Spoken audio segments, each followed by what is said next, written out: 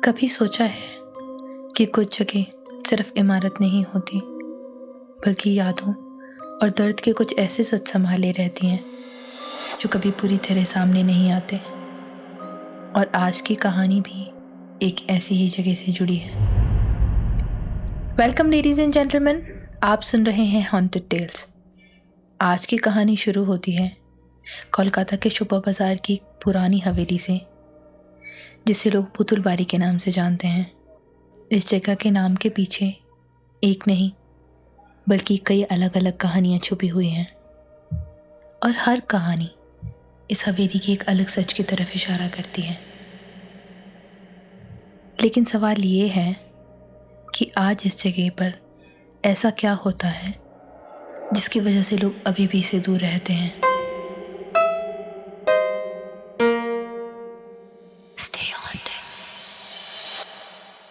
कुछ साल पहले अमन नाम का एक लड़का काम के सिलसिले में कोलकाता आया था। कुछ ही दिनों में उसने अपने काम को संभाल लिया था और रहने के लिए उसे इसी गली में एक छोटा सा कमरा किराए पर मिल गया। उसने अपना ज़रूरी सामान कम समय में ही यहाँ शिफ्ट कर लिया था और धीरे धीरे वो उस जगह पर एडजस्ट होने लगा था। एक रात उसने रोज़ की तरह खाना खाया, घर पर बात की और फिर सोने चला गया। लेकिन काफ़ी देर तक इधर उधर पलटने के बाद भी उसे नींद नहीं आ रही थी। शायद नई जगह होने की वजह से उसे उस जगह की आदत नहीं हुई थी। कुछ देर तक ऐसे ही लेटने के बाद उसने उठकर बाहर जाने का फैसला किया। वो कमरे से बाहर निकला और गली में चलने लगा। ईयरफोन्स लगाकर गाना सुनते हुए वो अपनी ही गली में इधर उधर चक्कर लगा रहा था। रात के लगभग 1 बजे का समय था और आसपास ज़्यादा आवाज़ भी नहीं थी। चलते चलते उसने अपने एक दोस्त को फ़ोन कर लिया और वो उसे अपने पूरे दिन के बारे में बताने लगा। बात करते करते उसने ध्यान ही नहीं दिया कि वो अपनी गली से थोड़ा बाहर आ चुका है। थोड़ी ही देर बात करने के बाद उसका कॉल अचानक कट हो गया।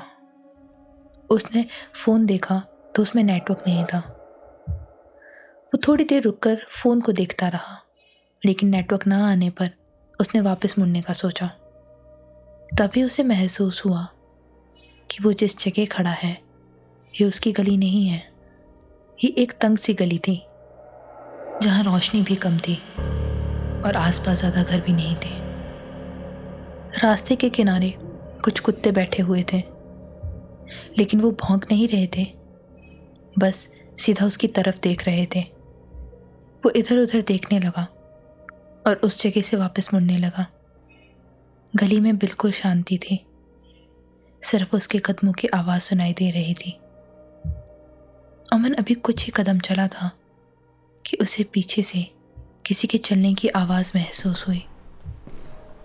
पहले उसने इस बात पर ध्यान नहीं दिया, लेकिन फिर उसे लगने लगा कि कोई उसे एक टक नज़र से देख रहा है।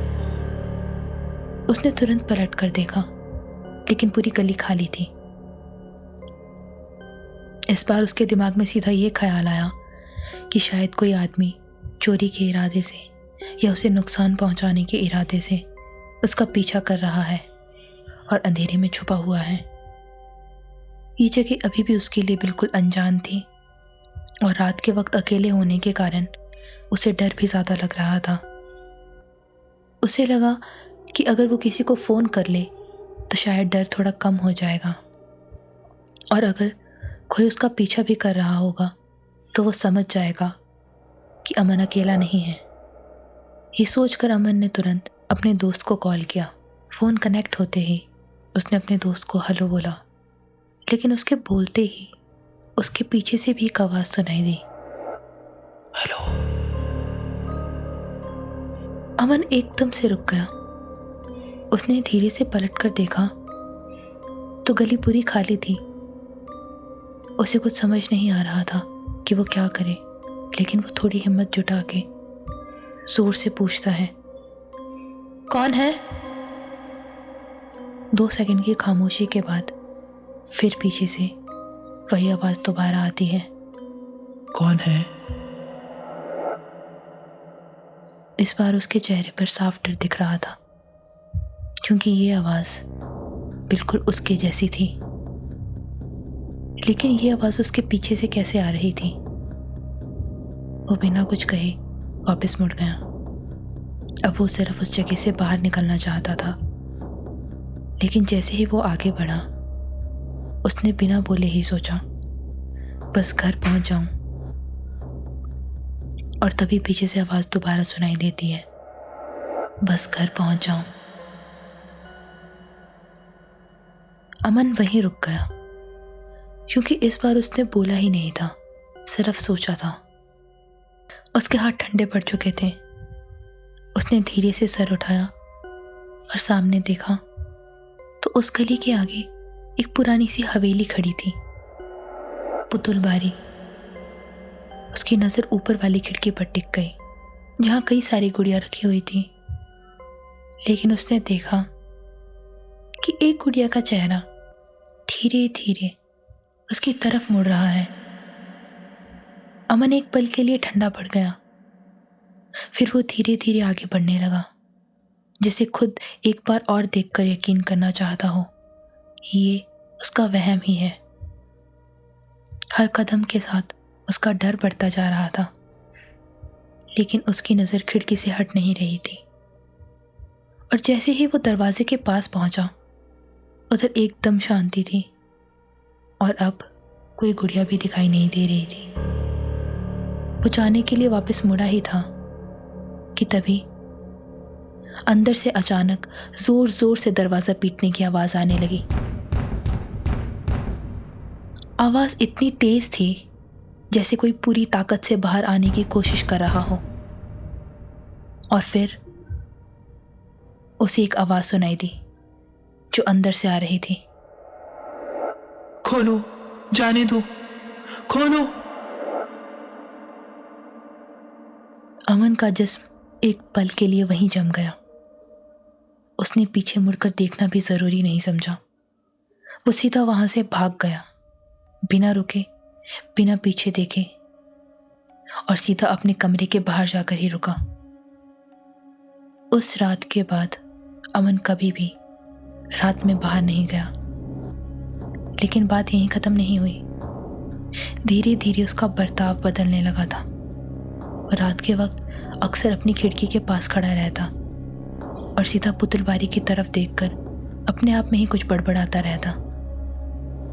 कभी रुक जाता, फिर दोबारा धीरे धीरे बोलने लगता, जैसे सामने कोई हो और वो भी उसे सुन रहा हो।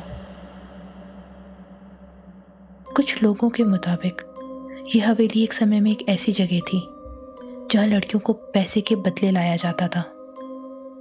ज़्यादातर लड़कियाँ बाहर के इलाकों से होती थी और उनमें से कई लड़कियों को धोखे से इधर लाया जाता था। उन्हें यहीं रोक कर रखा जाता था और उनसे ज़बरदस्ती काम करवाया जाता था। बाहर से देखने पे ये बस एक आम हवेली लगती थी, लेकिन इसके अंदर क्या हो रहा था उसकी खबर कभी बाहर तक पहुंची ही नहीं।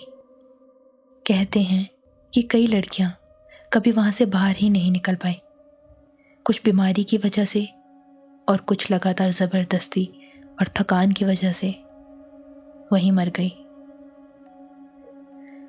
धीरे धीरे ये जगह सुनसान हो गई। कुछ लोग मानते हैं कि इसकी वजह से इसका नाम पुतुल बारी पड़ा, क्योंकि वहाँ रहने वाली लड़कियों को इंसान नहीं, बस एक पुतुल यानी गुड़िया की तरह समझा जाता था। और आज भी कई लोग कहते हैं कि जब वो रात के वक्त यहाँ से गुजरते हैं तो उन्हें बहुत अजीब आवाज़ें महसूस होती हैं, कभी हल्की सी किसी के चलने की, तो कभी किसी के धीरे धीरे बोलने की आवाज़। और कई बार लोगों को ऐसा लगता है कि पुतुल बारी की खिड़कियों में रखी हुई गुड़ियाँ हर आने जाने वाले को देख रही होती हैं। अमन के साथ जो हुआ उसके कुछ दिन बाद ही उसने वो कमरा छोड़ दिया, लेकिन बात वहीं ख़त्म नहीं हुई।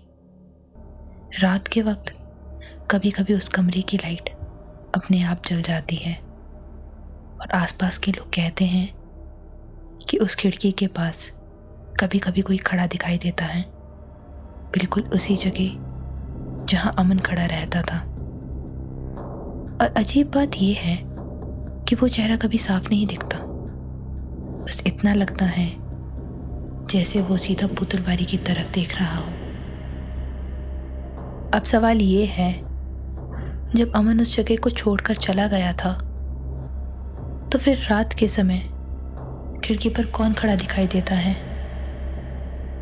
और अगर रात के समय आप उस गली से गुजरते हुए बिना वजह ये महसूस करें कि कोई आपको देख रहा है, तो क्या वो सिर्फ आपका वहम होता है या फिर कोई सच में आपको देख रहा होता है? अगर आपको ये कहानी पसंद आई हो तो वीडियो को लाइक ज़रूर करें और ऐसी ही और कहानियाँ सुनने के लिए चैनल को सब्सक्राइब करना ना भूलें। और अगर आप भी अपनी कोई कहानी हम तक भेजना चाहते हैं तो डिस्क्रिप्शन में दिए गए मेल पर हमें अपनी कहानी ज़रूर भेजें। तो जल्द मिलते हैं एक ऐसी ही कहानी के साथ। तब तक के लिए स्टे हॉन्टेड।